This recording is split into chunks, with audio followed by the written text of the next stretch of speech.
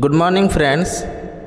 आज अपडेट अच्छी जो मानकर 55% रु एभव अच्छी से फॉरेस्ट गार्ड फॉरेस्टर बा LIC रे सेमानंकर निश्चय 100% सेमानंकर सिलेक्शन हेबो।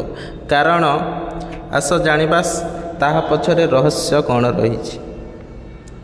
तो रिसेंटली एबे जनवरी रे कौन होइथिला JTS जो पिला माने पाइथिले सेमानंकर कौन होइछि ना DV सरी जाइछि आउ विभिन्न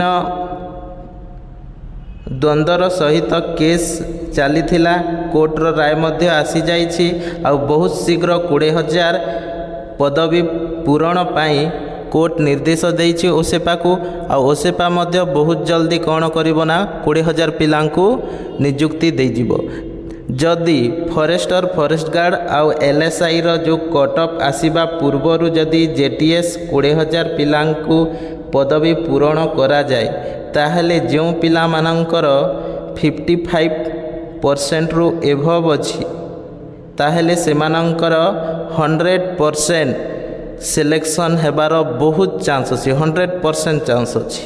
तो तुमे माने कौन करिवो ना जो मानंकर 55% रु एभव अछि से माने निज फिजिकल पाई रेडी हुअन्तु। प्रत्येक दिन 25 किलोमीटर रनिंग पाई किछि घंटे हो आधा घंटा हो तुम माने प्रैक्टिस करंतु।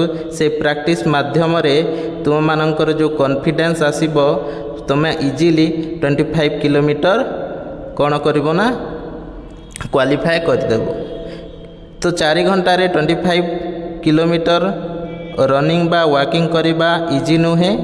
तो जो मानंकर 55% अच्छी एभव अच्छी से माने निश्चय पाइबे, एथिरे कोनोसी द्वंद्व नहीं।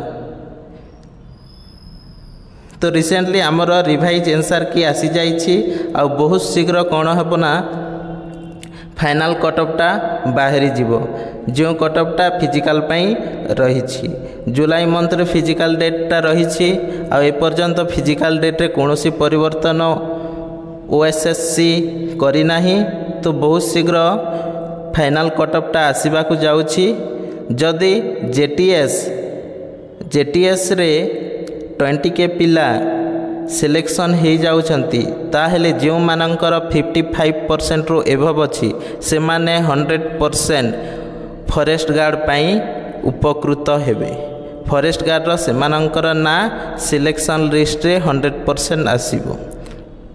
तो एतिकी रहिला आजिर इनफॉरमेशन। आ एपरि इनफॉरमेशन जानिबा पाई वीडियोटी को लाइक करंतु, शेयर करंतु एवं चैनल टी को सब्सक्राइब करंतु। धन्यवाद।